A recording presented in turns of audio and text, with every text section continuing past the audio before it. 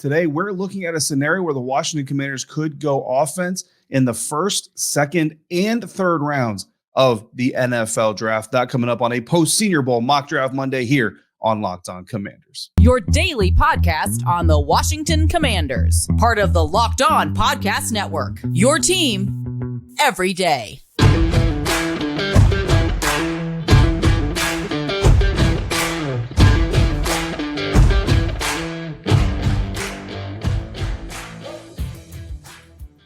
Welcome, Commanders fans, to the Locked On Commanders podcast, part of the Locked On Podcast Network, your team every day. We are your daily podcast covering the Washington Commanders, and we are free and available on all platforms, including YouTube and the WUSA 9 Plus app on your Roku or your Amazon Fire Stick. And, of course, we thank you for making us your first listener, your first view every single day. I'm David Harrison. My co-host is Chris the Rooster Russell, holding down the fort last week while I was in Mobile. Greatly appreciate Chris doing that. Both of us are credentialed members of your media covering the Washington Commanders. Chris is doing it for the Team 980, where he and Pete Medhurst are on the airwaves live Monday through Friday, 9 a.m. to noon Eastern, or available to you anytime via the Odyssey app. And you can find me writing about the Commanders at Commander Country, a part of Sports Illustrated's FanNation.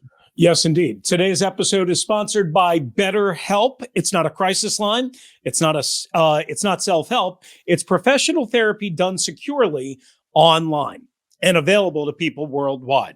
And they have a special offer for our listeners here at Locked On Commanders. Get 10% off your first month at betterhelp.com/lockedon. And again, we appreciate you making us first listen and view of the day. And David, as you mentioned, you are back from Mobile, Alabama, and the Senior Bowl. A little bit of a different angle this year at the Senior Bowl for me. I wanted to try something a little bit different, kind of get a little bit of a different view on it. We're going to talk about that here later in today's episode, because we're going to talk about what the Senior Bowl really means at the end of this episode. But first, we're going to do Mock Draft Monday. We're doing 3 rounds here today, Chris, and we're doing it Senior Bowl style. So here's the deal, guys.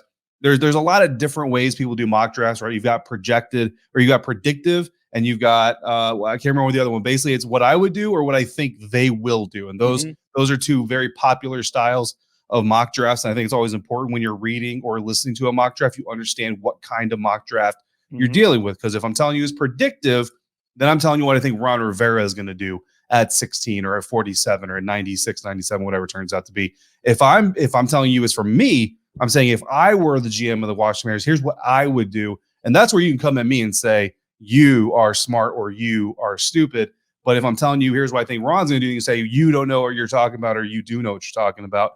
And of course, these teams are experts at making sure that there's misdirection going on everywhere.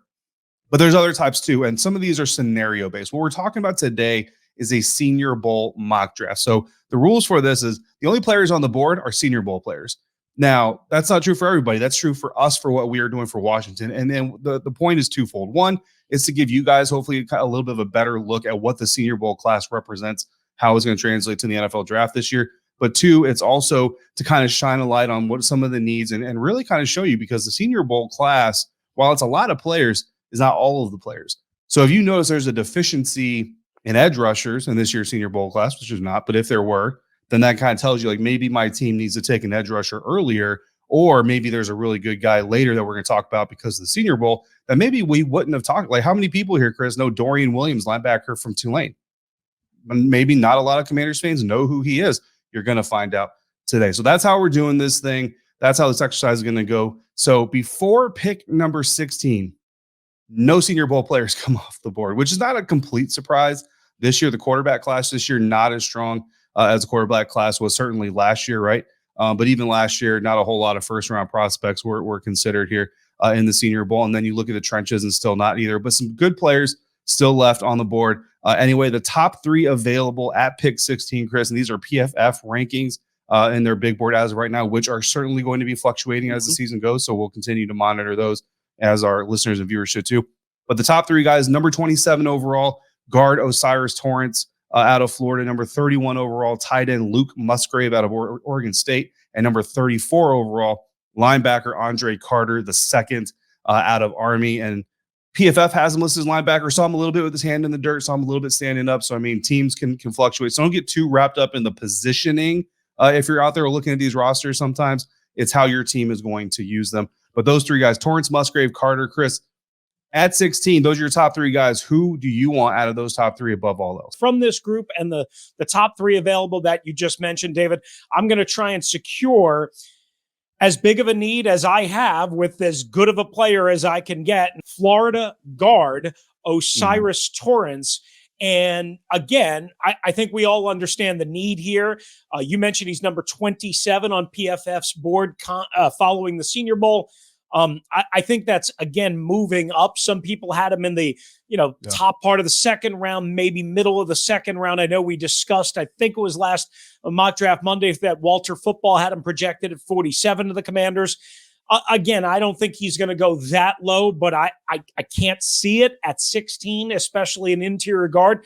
I wouldn't expect a guard at 16, but he's the best Senior Bowl available player that matches kind of a fit for the Washington Commanders. As we know, they had a turnstile at right guard last year, and left guard Andrew Norwell was okay, and that's being kind.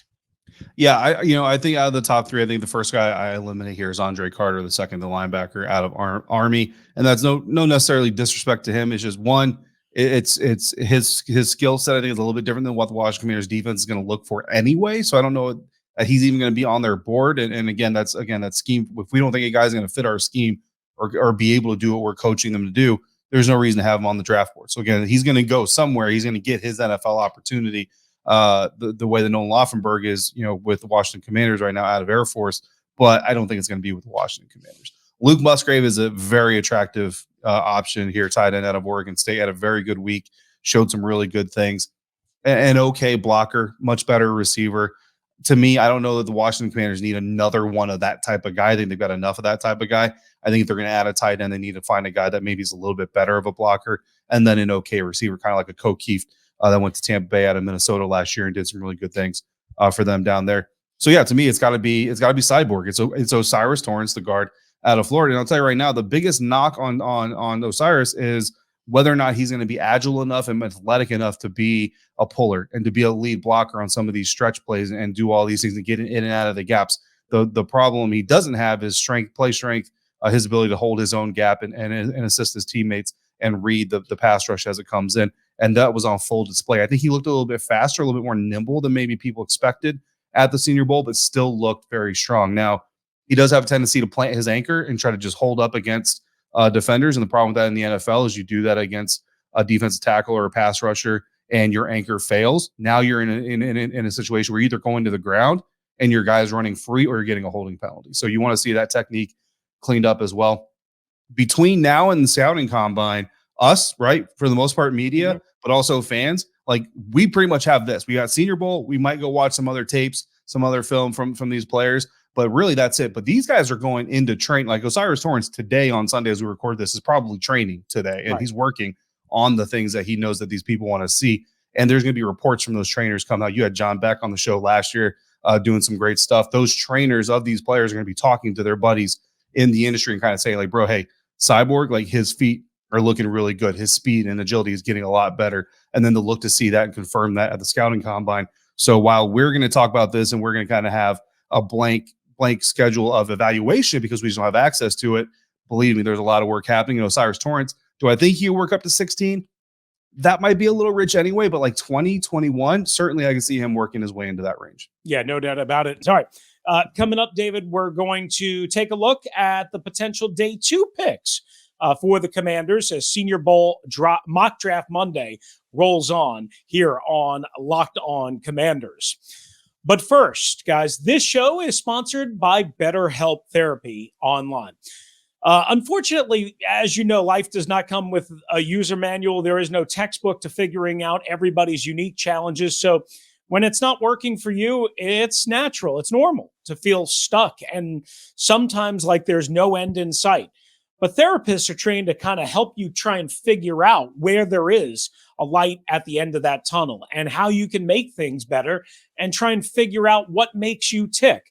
And the great people at BetterHelp are exactly that vehicle, that engine that can help you get unstuck.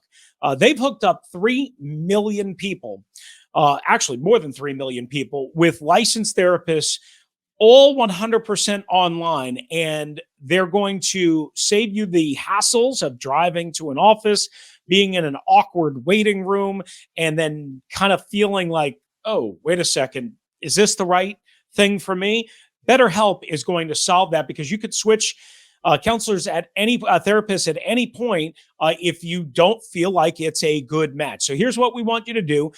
Get unstuck with BetterHelp. Learn more and save 10% off your favorite month, off your first month at betterhelp.com/lockedon. That's betterhelp.com/lockedon. Today's episode of Locked On Commander is also brought to you by FanDuel. This year, the only app you need at your Super Bowl party is FanDuel, America's #1 sports book. And we are really excited about our new sports betting partner for Locked On, because they're the #1 sports book in America. If you're new to FanDuel, that's even better, because they have so many great features that make betting fun and easy as you learn the ropes. And right now, if you download FanDuel, you can bet Super Bowl 57 with a no sweat first bet. You'll get up to $3,000 back in bonus bets if your first bet doesn't win. FanDuel lets you bet on everything from the money line to point spreads to who's going to score the first touchdown. You got same game parlays, which are way too much fun for someone with as little money as I have in the bank, but you know what? We make it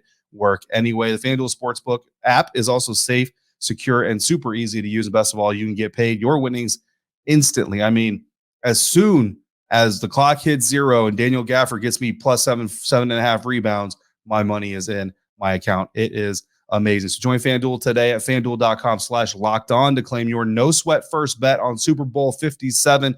That's FanDuel.com/lockedon. Make every moment more with FanDuel, official sportsbook partner of the National Football League. Thanks once again for making the Locked On Commanders podcast your first listen and watch of the day. But now we continue on our top Senior Bowl targets here on the Senior Bowl Mock Draft Monday edition of LOC. On the board at number 47 for the Commanders' second round pick, Will McDonald, Jamie Robinson, Nathaniel Dell, Darnell Wright, the offensive tackle from Tennessee, who I know turned some heads, a big, massive, hulking type figure. As we kind of circle towards where PFF has everything projected and mocked, and again, just Senior Bowl related here, David, when we come around to the Commanders' 47th pick, second round, you got guys like John Michael Schmitz from Minnesota, arguably the top center in the draft. Keon White, an edge pass rusher from Georgia Tech. He's PFF's number 54 overall player. And number 58, safety Sidney Brown. Where do you want to go in the second round at 47 overall for the Washington Commanders? You know, I think there's a common argument here that you went guard with O'Cyrus Torrence in the first round, so you need to go elsewhere. But honestly, I'm going with John Michael Schmitz. I'm going with the center out of Minnesota, clearly the #1 center at the Senior Bowl this weekend, and he held up to that. I mean, don't get me wrong. Like, there are some other guys there that did some work. I don't have a problem, honestly, with the Washington Commanders going O-line back-to-back, because if you're legitimately giving Sam Howell a shot to be the #1 quarterback, there's no reason to go quarterback in the first round. But if you're also going to give him a legitimate shot, you need to shore up that offensive line. Yeah, and you know, I'm going to go with John Michael Schmitz too, just because, again, center is a huge need, as we've discussed. So center is a massive need. For me, David, the only thing that I would say and point out, if I have my choice, and if we're going to go offensive line first 2 rounds, I'd like to, if I could, if I'm the Commanders, go tackle guard or tackle center as opposed to guard center, if that makes sense. Yeah. Improve both. Instead of just improving the interior, improve the edges and the interior. Exactly. Yeah. He's the best center. Weipler from Ohio State is good. He's the best center. And that Minnesota running game, I mean, with Ibrahim and I know one of the coaches on that staff, I mean, they rave about him. So, you know, make no mistake about it. Look, maybe he's not Tyler Linderbaum, who went in the back end of the first round of the Ravens last year, but they can do a lot of help for their future big time at a very critical position if they make this pick in the second round. Absolutely. And look, some people are going to look at Keon White and say, you know what, this team needs an edge. They're not going to be able to re-sign Montez and give Chase Young a long-term deal. Perhaps you're right. Perhaps the Commanders know that as well. If they come in with that mindset, maybe they do look at an edge like Keon White or someone else. And look, safety Sidney Brown, I mean, I think Washington's safeties are pretty solid already as they are, but Sidney Brown covered tight ends. He covered slot. He covered perimeter receivers down the field. He did a lot in the Senior Bowl to show a lot of versatility. And if that tape mirrors what he showed at the Senior Bowl, certainly could be drawing a lot of attention there. So moving to the third round, PFF has this third round pick, compensatory pick. It's not finalized yet, but they projected it to be 97. I've seen some that's like 96. It's going to be around the mid 90s, guys. Is pretty much what we know. But obviously, Keon White, Sidney Brown, both gone by the time we get to 97. 3 edge rushers from the Senior Bowl also gone. Isaiah McGuire from Missouri, Carl Brooks from Bowling Green, Derek Hall from Auburn. So if Washington was eyeing edge, they're starting to see a lot of them come off the board. You talked about offensive tackle. Matthew Bergeron out of Syracuse had an up and down Senior Bowl, in my opinion. He's gone beforehand. Quarterback Hendon Hooker couldn't play, obviously, because of the injury, but he was on ground in Mobile, so don't throw his name out there. He comes off the board as well, leaving our top 3. Number 88 overall, offensive tackle DeJuan Jones. Maybe, Chris, you get your tackle there out of Ohio State. Only practiced one day because of a concussion. Number 100 overall safety, Chris Smith, the second out of Georgia, who, again, covered all over the field. Number 105 overall safety, Ronnie Hickman out of Ohio State, who didn't stand out for any bad reasons. I don't know that he stood out for any really great reasons either. Just kind of showed that day 3 potential. Some other interesting guys that we'll talk about here, just because it is the end of our mock draft. Number 106, linebacker Dorian Williams out of Tulane. He had a really good weekend. Number 110 overall running back Roshan Johnson out of Texas, the second back out of Texas in this year's draft class, but still a guy who has plenty of potential. And then edge rusher KJ Henry out of Clemson, number 114, a star, honestly, on day 1. Maintained that momentum throughout the rest of the week, but really stood out on day 1. Yeah. So those are all some really good candidates, but I'm going to upset everybody here. And maybe this is recency bias. Maybe this is just a snap reaction. I'm going to go with running back Tayjae Spears, who tore it up at the Senior Bowl in Mobile, somewhat unexpectedly. Again, he's PFF's number 132nd ranked player. But David, here's the reason why I'm doing that. Number 1, Antonio Gibson, 3rd round pick. Number 2, Brian Robinson Jr., 3rd round pick. So think about the recency bias, if you will, of this Commander staff. 3rd round running backs seem to be a sweet spot. Now, you might be saying, yeah, but Chris, why would you do that? You just drafted, again, Brian Robinson in the 2nd round. Aha! Antonio Gibson's a free agent at the end of this upcoming year. And for a 3rd year in a row, he did have some nagging, lingering injuries that caught up to him late in the year. So maybe they go after a guy like Spears, a quick twitch guy with bigger hands, a smaller frame, can catch the ball out of the backfield, and explosive speed. Tayjae Spears, listen, he surprised everybody except for Tulane sideline reporter Maddie Hudak. And I just happen to know Maddie. So she gave me a heads up on Tayjae before we entered the week. So he didn't creep up on me, but I had a little bit of inside information on him. Super happy to see Tayjae do what he was able to do and grab the attention of everybody. Dorian Williams, linebacker, he also had a very solid week. Not as solid as Tayjae had, obviously, but still a very solid week. Showed a lot of versatility, a lot of ability to get in the box, blitz, cover, do all the things that the Washington Commanders are going to want to do in a day 3 or a day 2 linebacker. Dorian Williams, of the available prospects, that is who I would target here. He's a huge tackler, a very solid tackler, and held his own against a lot of future NFL talent. But I love Tayjae. Would not at all be sad to see Tayjae Spears go to the Washington Commanders as well. But don't forget also J.D. McKissick. Another bad injury ending his season. The Commanders certainly could use another young running back. All right, coming up, a quick final note on the Senior Bowl and the impact. But first, guys, this show is also brought to you by our friends at Blue Nile. Don't forget, Valentine's Day is coming up a week from this Tuesday, right after the Super Bowl, guys. I know you'll be in a football coma and coming down from one, but don't forget that special day. And here's the perfect way to not forget it, and that's by going to BlueNile.com. They have the best selection. Take it from me. I recently went on BlueNile.com right before Christmas and made a nice purchase, and, I'm just going to say, I look like a champ. That's just what I'm saying. They love it. She's going to love it. Your special somebody, your daughter, whoever it might be, your mom is going to love it. Love it, love it at BlueNile.com. And right now you can save up to 50% at BlueNile.com. That's BlueNile.com. Get up to 50% off. Again, BlueNile.com. All right, guys, rounding out this Senior Bowl mock draft Monday. So just a quick recap here in the first segment, in the first round. Both Chris and I have the Washington Commanders going. O'Cyrus Torrence, again, only Senior Bowl players eligible. So the guard from Florida heads to the DMV to hopefully do a little bit better and improve the interior offensive line here for the Commanders. Round 2, we stay with the interior offensive line. We go John Michael Schmitz out of Minnesota, the center. And then in round 3, I go Dorian Williams. Chris goes a little bit outside the lines, which is great, and goes Tayjae Spears, both from Tulane. So Tulane getting a lot of love here on Locked On Commanders today. And I don't know how many of you guys out there expected to hear that this early in the draft season, but hey, that's what happens when guys do well at the Senior Bowl. And let's talk about the Senior Bowl, right? Because I kind of mentioned it, Chris, at the beginning of the show today, but really understanding what the Senior Bowl is all about. I think it's very important for media to remember, for evaluators, they obviously know, but for fans as well. Because a lot of time fans, it's easy to look at like a Tayjae Spears and be like, oh man, I never saw this guy before. Then you go watch like a highlight of him, like literally making a cut while he's in the air, jumping over a guy. Like it's amazing what some of these guys do.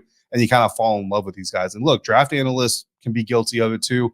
And we sometimes see guys that really only jump off the field at the scouting combine or maybe at the Senior Bowl. They start getting mocked in the first, second round, then going in the fourth round or whatever. And people kind of wonder why or how that happened. And then, of course, when that player explodes, then all the scouts are dumb and should be fired because obviously at the Senior Bowl in those 3 days, he showed out. So that should have shown them everything they need to know. That's not really how the business works. So I spent a lot of this week walking around. First of all, we got some incredible access that honestly no other media members were able to have. There were about 4 media members on the coach and executive side of the Senior Bowl field. And for those of you who don't know, the Senior Bowl, they do a very good job. Media is on one side, coaches, executives, and scouts are on the other side of the stadium. And there are security people in between to make sure that the media don't go over and spy on the other side. Now, the coaches and scouts are allowed to come over to the media side. That's fine because they know what they're walking into. But media, you don't get to go over there. But we were able to, through the grace of an arrangement, it was legal. We didn't sneak in. Nothing nefarious happened. We were allowed to be where we were. But there's about a handful of us that were able to go to the NFL executive and coach and scout side on the first day of Senior Bowl practices and kind of walk around and just kind of see, again, not interrupt. These guys are working, so we're not sitting there trying to interrupt people. But because of that, and then through the festivities of the Senior Bowl week, Chris, that you're very familiar with, getting to talk to some scouts, some coaches, some directors, some personnel people, some GMs, some coaches, you know what I mean? Not all Commanders related. Some of them are others. One of the guys that I knew that was there sat down with an NFC East rival head coach for an extended period of time during the event, got a lot of good information from him. And basically what it boils down to is this. The Senior Bowl, from their aspect, much less about evaluating traits, much more about evaluating character.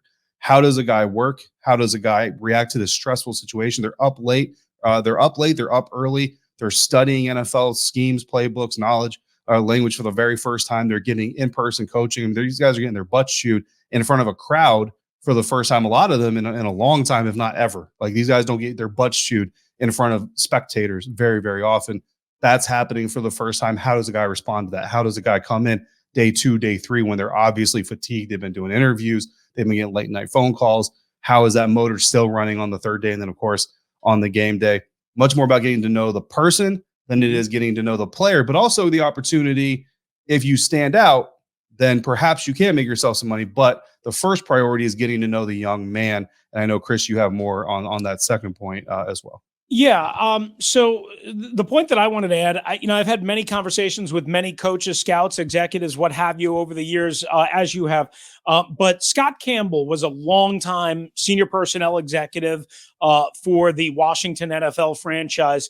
He was in charge of everything, but his passion was on the road college scouting. He's the son of Marion Campbell, former, I think, Atlanta Falcons head coach, if memory serves me correct, just so everybody knows. But Scott would tell me often, more than once, I don't remember how many times, when he'd come back and I'd pick his brain, hey, who jumped, did this guy? He said, don't be too harsh on the guys that don't perform well. He's like, because we don't really ding them.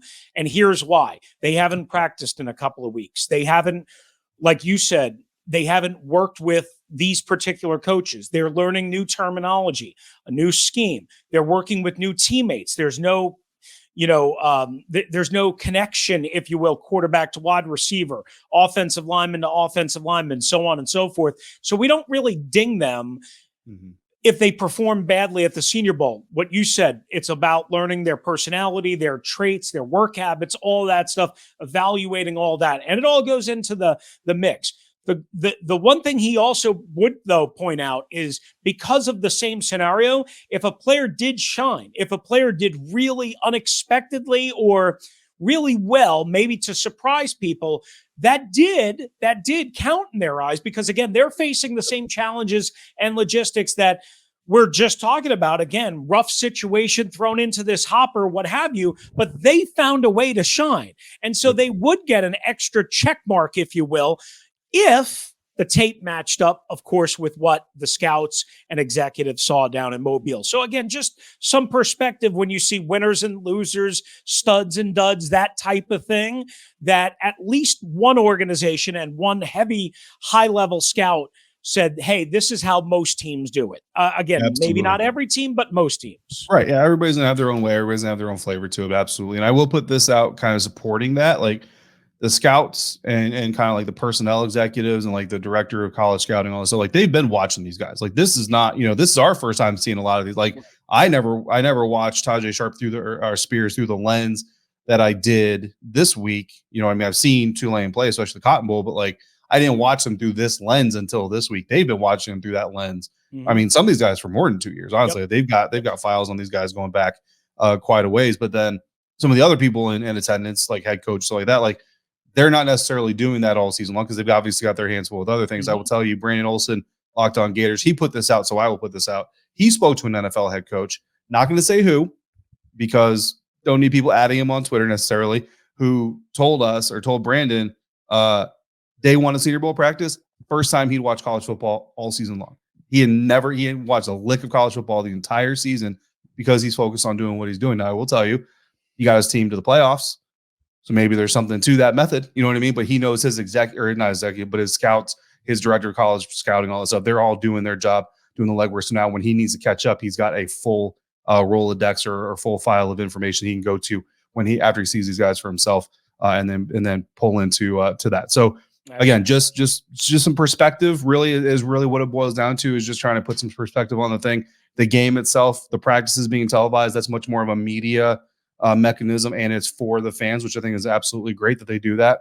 But understand with the NFL side, what they're looking at, because when you see your favorite Senior Bowl player maybe not go in the second round, you're like, what were they thinking? He did great in Mobile. This is why. Absolutely. And that's also why it's important for head coaches. This my little thing. Why it's also important for head coaches to be down in Mobile. But I won't make any more bigger. I'm not unhappy that I missed that conversation last week. Well, we had one of them. You just missed a lot of the fallout. For sure. We didn't know why. We didn't know why Coach Rivera was not in Mobile by then. When we talked about it, and then that news came out. And I'm not gonna lie, your tweet about it was the first tweet that I saw, and I was setting up for the first day of practice. I think it was the first day. It might have been credential pickup. I can't remember exactly which day it was, but I literally said to myself, really happy I'm not going to have to have this conversation. So shout out to Chris Russell for holding down Locked On Commanders and having to have that talk about Coach Rivera golfing and interviewing Anthony Lynn and NorCal instead of being in Mobile, because I did not want to have it. Listen, he could have done all of that. He could have been in Mobile. He could have been, I talked to Tony Khan, the Jacksonville Jaguars co-owner last week, for something different. And he's like, oh, by the way, I'm in Mobile, Alabama. Oh, the owner's in Mobile, Alabama. But yet a head coach of an incredibly mediocre team, not in Mobile, Alabama. Bill Belichick was. Mike Tomlin was. I did not have to have that conversation. I'm really happy. There you go. All right. We will wrap it there because we're way late as it is. We appreciate you guys being with us. Thanks again for making the Locked On Commanders podcast your first listen and watch of the day. Now subscribe to the Locked On NFL podcast and get daily conversations on the biggest NFL stories, plus in-depth analysis on the biggest games with NFL key predictions every Friday, and Monday local insiders cover the weekend with game-to-game episodes. And there's only one more game left if you smell what we're cooking. And by the way, check out Locked On NFL Draft, the podcast. That's where David was a part of from the Senior Bowl in Mobile, Alabama. That coverage from last week, of course, still very much worthy of your time. So please check it out. Again, Locked On NFL, Locked On NFL Draft, available on YouTube, wherever you get your podcasts. If you want to hop in with us, it's Locked On Washington Commanders at gmail.com, or hit us up in the DMs on Twitter at LO Commander. For David Harrison, writing for SI.com's Fan Nation and Commander Country, I'm Chris Russell, one half of the Russell and Ned Hirsch Show on the Team 980 and the Odyssey app. Thank you for joining us right here on the Locked On Commanders podcast.